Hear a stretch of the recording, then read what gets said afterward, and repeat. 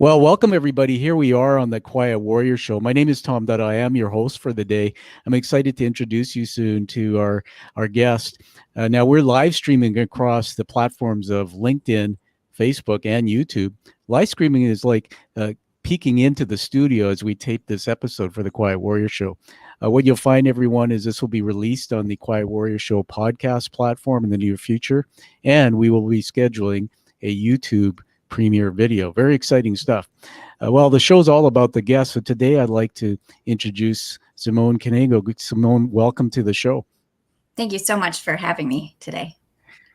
It's exciting.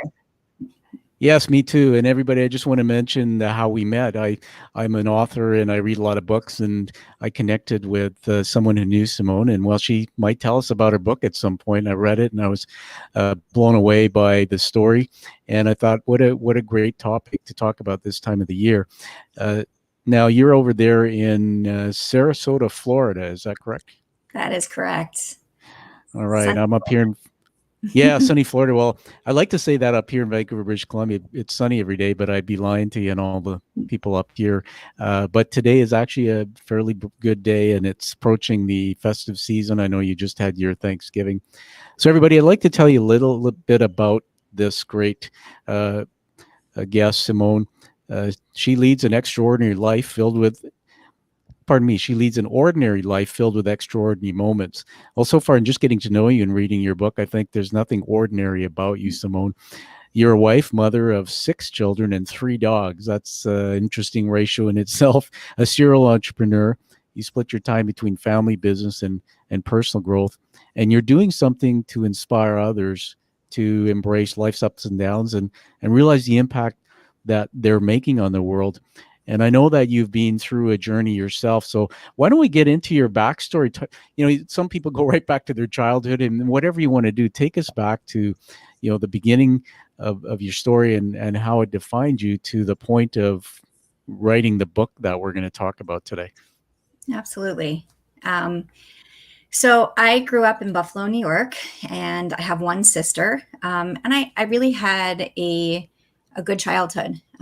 Both my parents were physicians, and they always wanted something better for us than how they had it when they were kids. And so, my childhood was, I have to say, it was a really good childhood with really loving parents. And, my story itself, in terms of where I am now and having 6 kids and 3 dogs and, it was an evolution. It was a journey. And, I think that really what I like to tell people and what I like to talk about is that I think sometimes for me, I struggled for a very long time thinking that I wasn't enough.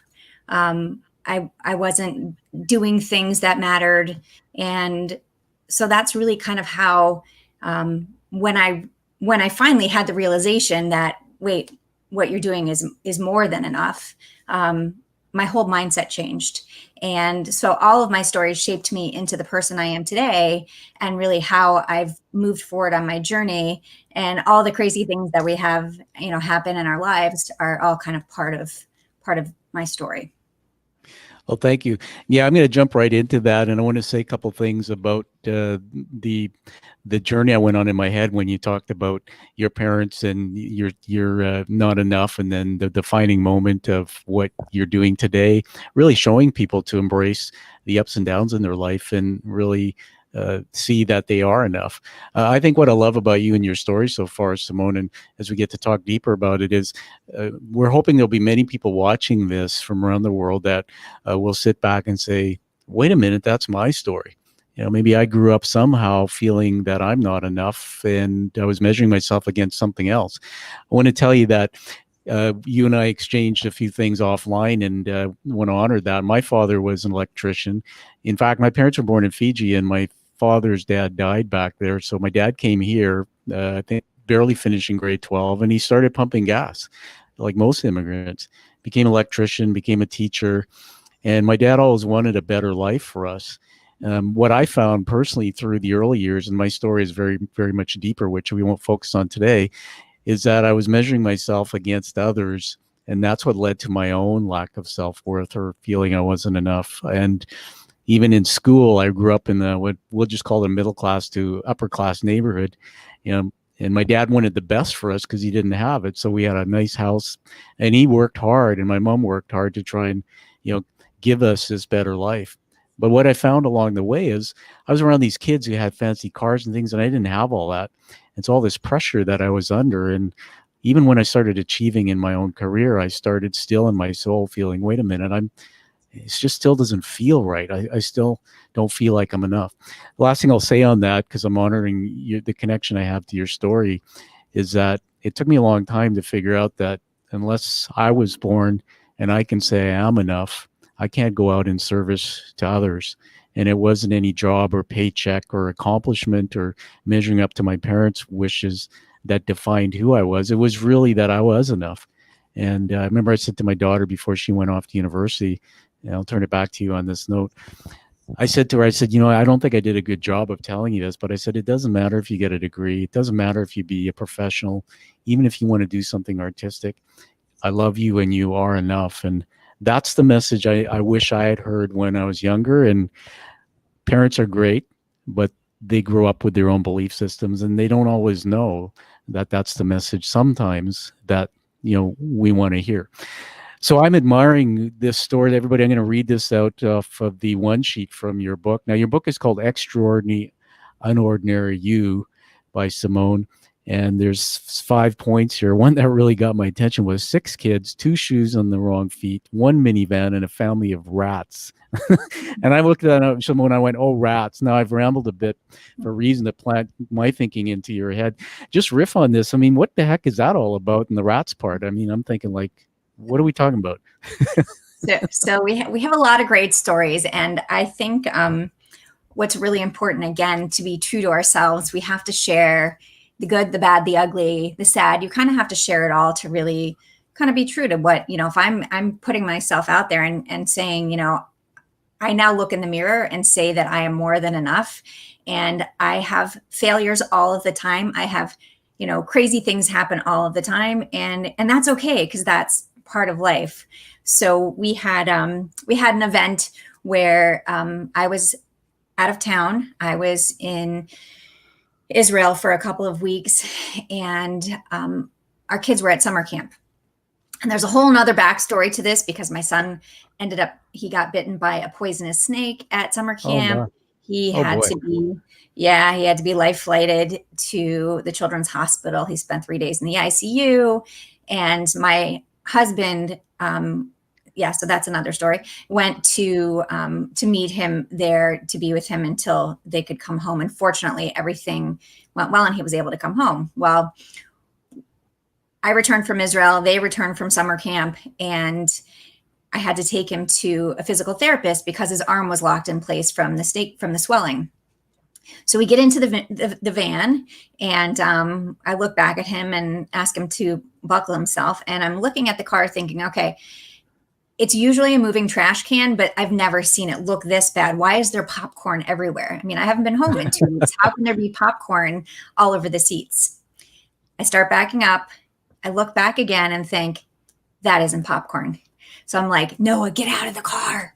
And so we're in the driveway. He jumps out of the car. I look, and what I realized is that rats had chewed on all of the seats. Somehow they got in through the engine block. And of course they had a feast because it's a minivan for 6 children.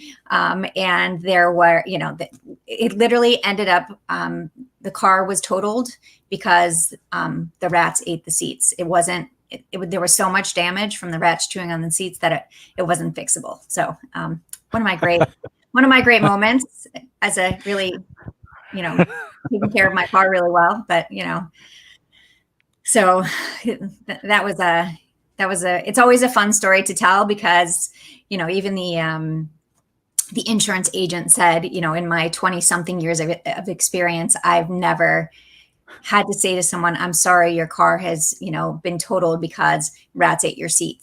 And I was like, okay, I like to have that status. I'm happy with it. Well, I want to jump in and honor you. First of all, I love this story. Thank you. It reminds you of those insurance commercials that I can't remember the name of the insurance company. Where they showed the bull coming through the front windshield of the car, and I think they said, "Been there, done that."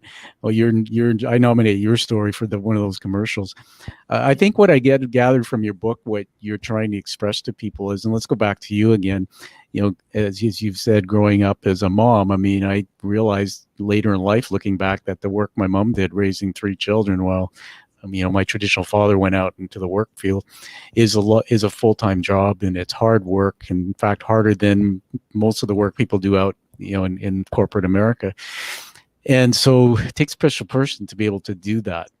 And then I looked at what I think you're trying to do is take those extraordinary moments in your life and somehow give a message to your audience or your readers. The thing I loved about that story you told, I just want to play it back for those who are just chiming in.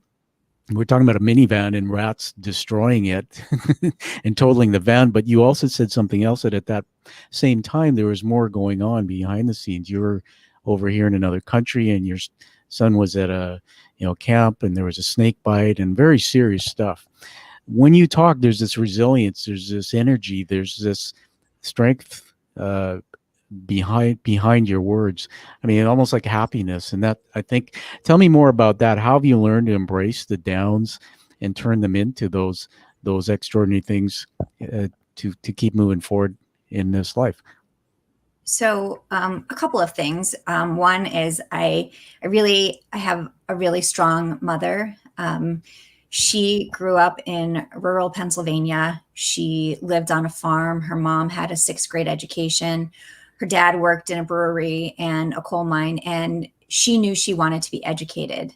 And she worked really hard, and she got into the University of Pittsburgh. And while she was in school, she worked 3 jobs, and she then got into medical school. She was one of 5 women in her medical school in the late 1950s. So she really kind of, if we talk about resilience and the ability to move forward through adversity, she's it. I mean, there was definitely, she struggled, but, she was such a good role model for me. And, I think probably for a long time, I probably, looked at the struggles she had and thought, I'm not struggling, so I must not, what I'm doing must not be enough. Right. And, Yeah. and I think that's a really big part of my thinking. But I had a moment where, I know a lot of times people will say that I had to put my career on hold while I was raising my kids. And I always think to myself, especially now, that raising your kids is part of your journey. It's really not putting anything on hold. And I feel like sometimes we devalue what we do as moms. And I think I did for a long time too. I mean, again, what am I doing? And then I had a friend say to me once that when times were really tough with her kids, she said that she was growing her garden, and that's how she looked at her children, like to bring beauty to the world. And to me, that was such a great way to say it. And I just think that I've been, surrounded again with a mom who, worked really hard. And I now look at myself and say, like, all of these things you do every day, they matter. They're important. And you got to keep looking at yourself like that. Well, thank you. I just want to say this is a teaching moment on the show, and I'm going to highlight it, that what you just heard Simone say is that, she had a hardworking mom, and she drove herself to measure up and be hardworking, but never really realized that the things that she does, raising children, being a mom, are extraordinary. I've heard that many times, even in my career growing up, that, I never had any sisters, so I was raised to be cleaning the house and cooking at a young age. And even when I got married to my wife, who is a professional manager, I would come home and cook and clean. And to me, there was no rules. It was everybody was on the same level. Not man's work, not women's work. That's my belief system. A lot of the guys I grew up with, it's like they're out at the bar after, and it's, wife's job to do the cooking. And then I'd be around some women in the workplace who would be strong and confident, and others would say, I'm just I was just a mom before I started working. And I think you're right. I mean, we have to make the choice to change the meaning of being a mom and doing the work. Because I remember back, he talked about farming back in the, I read somewhere that back in the early years before the Industrial Revolution, I'd like to know what you think about this. Men and women were on the farm raising their children. The men were equally doing all the chores, they were sitting at the dinner table every night, with the children. The Industrial Revolution comes and they, for whatever reason, were the ones that left the farm to go to work. All of a sudden, all that work that they shared fell onto the shoulders of the women or the moms. And I think we forget that sometimes. So thank you for honoring us with that story. There's another one I wanted to ask you to talk about, see what we can learn from you here is tell us about Kilimanjaro. So I had the honor of climbing Kilimanjaro. I think it's been 5 years ago now. And I say the honor, I mean, it was a big challenge, but I had the opportunity to climb it with the Live Strong Foundation. And, they raise money for cancer patients, cancer research. They, really cover the spectrum on there. And a friend of ours had climbed it, and he had asked my husband if he was interested. And my story is my husband said, 1, 2, 3, no, call Simone. He doesn't remember it exactly like that. He's like, oh, I might have considered it, but he did not consider it.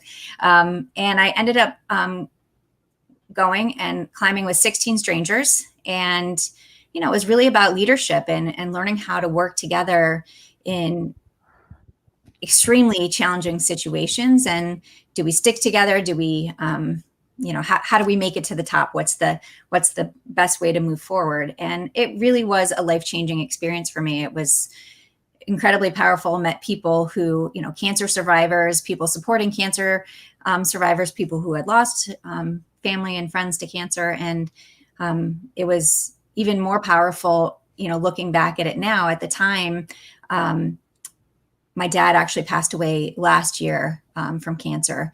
And when I climbed Kilimanjaro, it was before he got sick. And so now looking back, it really, has a greater purpose, greater meaning for me, because really honoring him on that climb as well.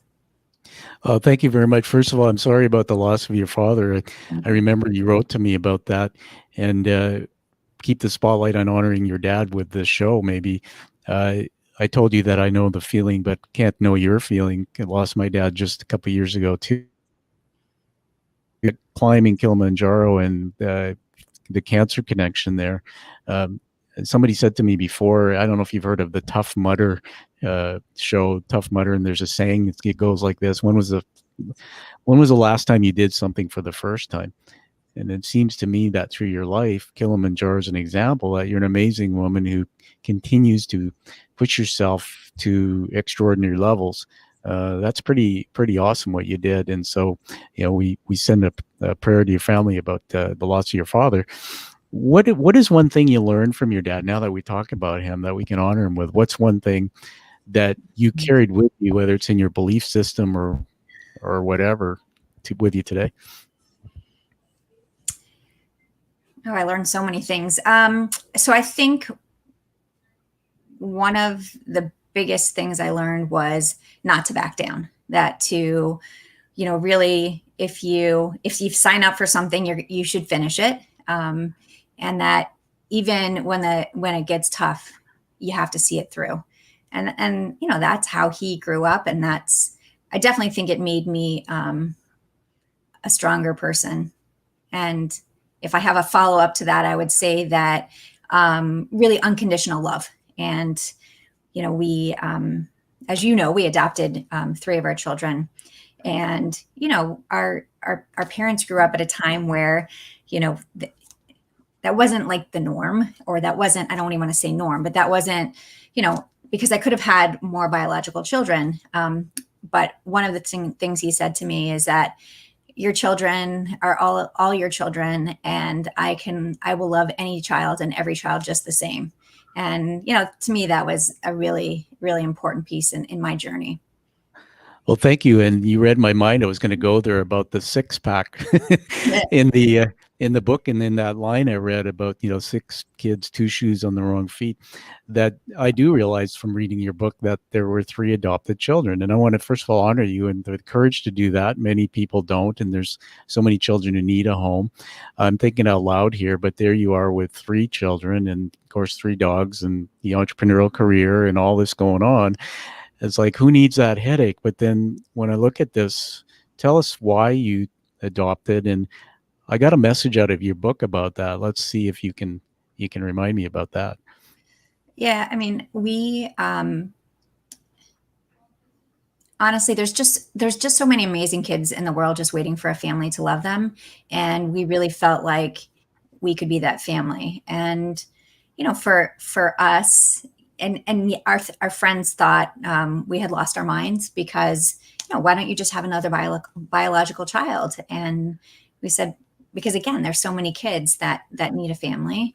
And again, it's not about rescuing kids. It's about, we this is how we chose to grow our family. I mean, our kids, really started at a place of loss. When you think about it, they lost the first family that they had. And so for us, it's just kind of stepping up to do, the best job that we can do. And just, again, unconditional love, just making sure that they know, how much we love them. That's fantastic. That's awesome. Can you just tell us the ages of the adopted kids, boys, girls? So of our six kids, we have three boys, three girls. Okay. Our youngest, our oldest is 24 boy, then 20 girl, then 17 girl. And then our son, who is 16, is from Ethiopia. Our son, who is 14, is from South Korea. And then our daughter, who's 13, is also from Ethiopia. Wow, that's amazing. I mean, it's a rainbow. I'm in Canadian, as you know, our country's all about rainbows and families. I can't say that I've adopted. I can't say that I raised two sons that were from my previous wife's marriage. And one of the things I found most challenging is when you bring human beings together that have different belief systems, different values, different cultures. It's really amazing. The work is almost like there's no magic formula to get everybody getting along. Like we mentioned the Brady Bunch when we were talking. What are some of your secrets or things you've done to be able to gel the tribe? I mean, that's got to be incredible.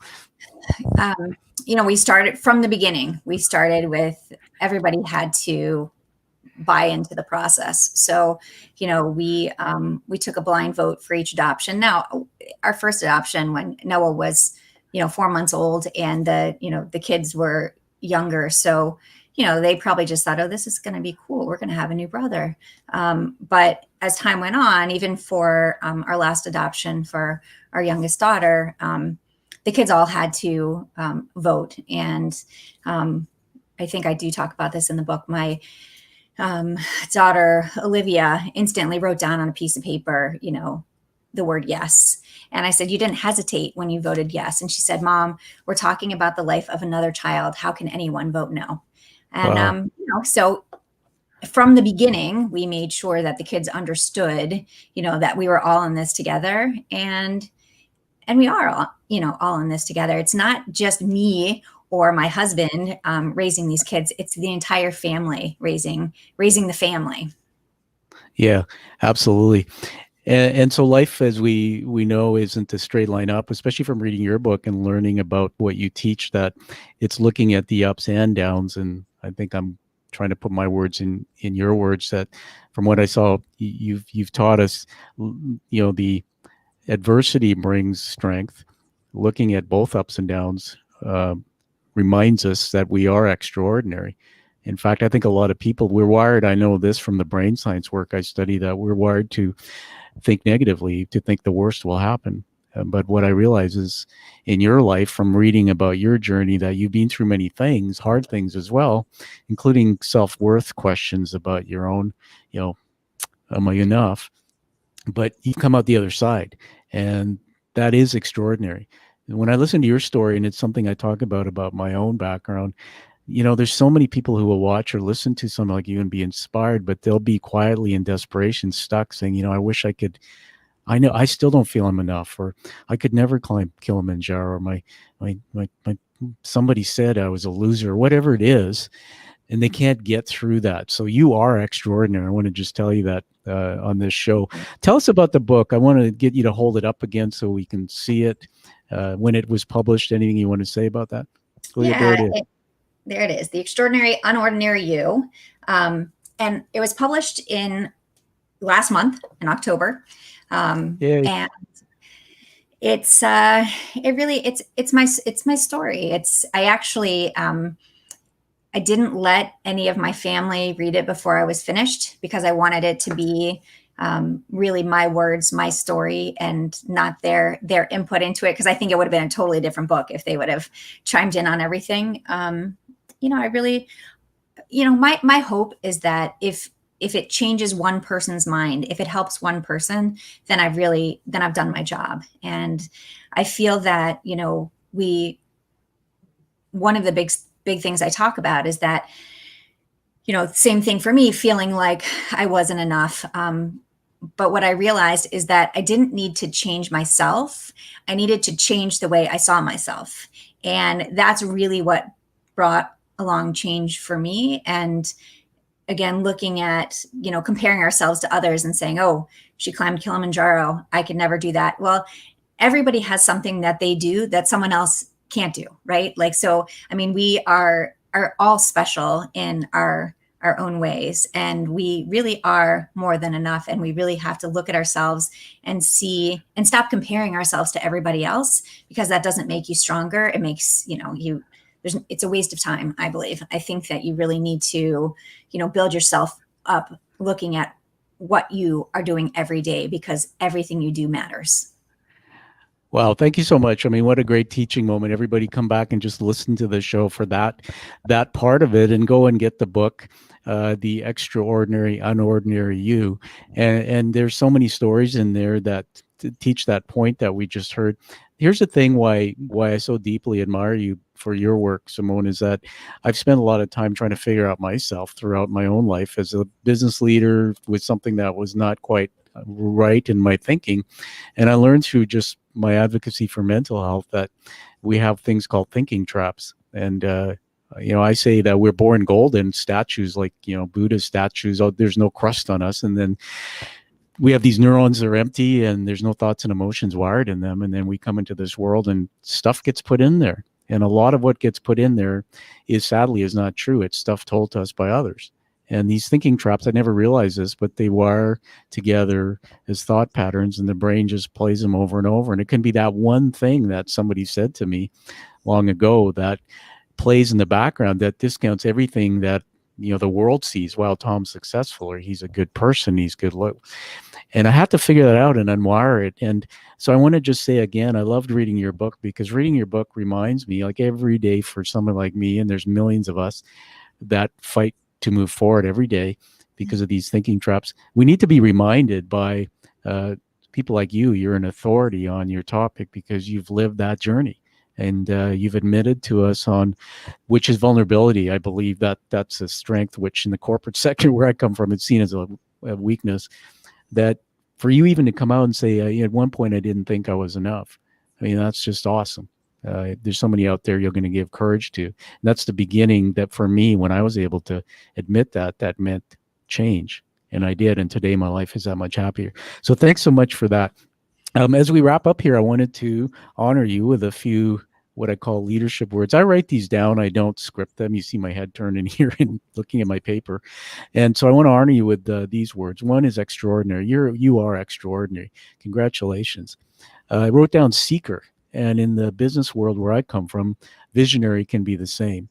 You're a seeker. You were looking for the truth. You found it. Now you're teaching. Awesome. You are enough. If I looked at the word enough in the dictionary, got to see your face there. And diversity, I was thinking about the worldview you have with all these adopted children and the things you've done. Pretty spectacular. So well done. And so we're going to give it to you now to tell us where people can get a hold of you and your book and any of your work. Thank you very much. So my book is available on Amazon. It's available online at other retailers as well. I believe I'm the only Simone Knego in the world. So if you just search me, you're going to find me. My website is simoneknego.com, and LinkedIn, Simone Knego, and Facebook is author Simone Knego. So, but basically you search my name, you're going to find me. So can't hide from me. So those are now we can absolutely confirm that you are extraordinary because there's only one of you. uh, Now I want to honor you with the award, and we've started doing this because it's on video, whereas we're taping. But you might see in the background this screensaver, and if I turn this way, there's a guy who looks a lot like me. And when I started this show, I wanted to bring, ordinary people who have done extraordinary things to tell their story, but to learn from their authenticity of telling the struggles, not just the success. And amazing things have come out of that, including people like yourself today. And so I created this award, and it's actually a challenge coin. These were created in World War I, and they were held by soldiers to commit community to each other. So if you and I were showing up and I had mine and you didn't, well, maybe you'd buy drinks or dinner that night. This idea of these coins is spread around the world. They're used in the first responder community, AA, where my dad spent 23 years dealing with his addiction. And anywhere where communities exist, these coins are used. And so I had this one handcrafted and painted and minted in the US. Sorry, Canada. The front is the actual image of the show with some keywords that are meaningful. And the back is the hero's journey narrative illustrated from Joseph Campbell, which is really the narrative of the behind the show. It comes in a cherry box, and once COVID and mail settle down, it'll be coming out to you. By receiving it, I ask that you commit to never stopping using your purpose and your passion and your story to changing the world. And by carrying it, know that they're in, I think it's 9-10 countries now. We have quiet warriors quietly going on their way, serving the world. So welcome to the Quiet Warrior Tribe. Thank you so much. What an honor. It's amazing. You're welcome. You deserve it. And so that's all for today, everybody. Find this show when it comes out on your favorite podcast channel. Give it a high rating so we can honor Simone's work. And watch for the YouTube premiere video, which will be even more fun so we can see this play again. And live that life with passion as you see Simone does. Find that purpose as she did. And live the life that you deserve and desire. Thank you. Thank you, Simone. Thank you. Thanks so much. You're welcome. Stand by.